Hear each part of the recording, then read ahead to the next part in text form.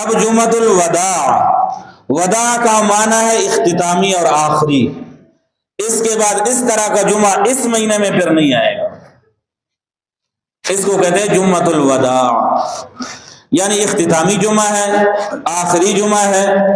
اس کا مطلب یہ ہے کہ مہینہ کے اعتبار سے یہ آخری جمعہ ہے، اور یہ بھی ہو سکتا ہے کہ زندگی کے اعتبار سے یہ آخری جمعہ ہے۔ اب میں سے کتنے لوگ تھے جو گزشتہ سال اس جمعہ کو موجود تھے، اب وہ نہیں ہے، بلکہ بہت سارے ایسے حضرات ہیں جو صف اول میں بیٹھتے تھے، ہمارے ساتھ الیک سلیک ان کا ہوتا تھا، اٹھنا بیٹھنا ہوتا تھا، اور آج وہ جنت میں ہے۔ ظاہر ہے مسلمان کے لیے جنت ہی کا سوچنا چاہیے۔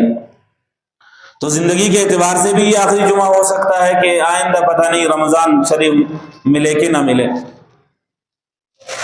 علماء کرام فرماتے ہیں کہ جس طرح کسی کی آمد پر خوشی کرنا چاہیے، بچہ پیدا ہو گیا خوش ہوتے ہیں،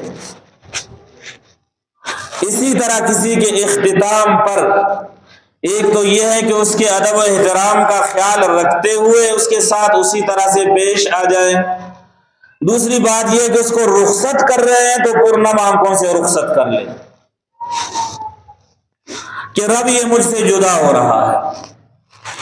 چند سال پہلے کی بات ہے، شاید 7-8 سال پہلے کی بات ہے، ہمارے پاس ایک معتکف ہوتا تھا۔ اس زمانے میں صرف ایک معتکف ہوتا تھا، اب تو اللہ کے فضل و کرم سے گزشتہ سال 25 سے 31 ہو گئے اور اس سال 14 ہے۔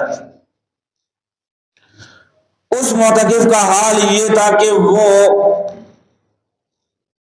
آخری دن مکمل، میرے خیال سے دن اور رات وہ روتا رہتا، جس طرح بچے روتے ہیں اسی طرح روتا رہتا کہ رمضان چلا گیا، پتہ نہیں میری بخشش ہوئی کہ نہیں ہوئی۔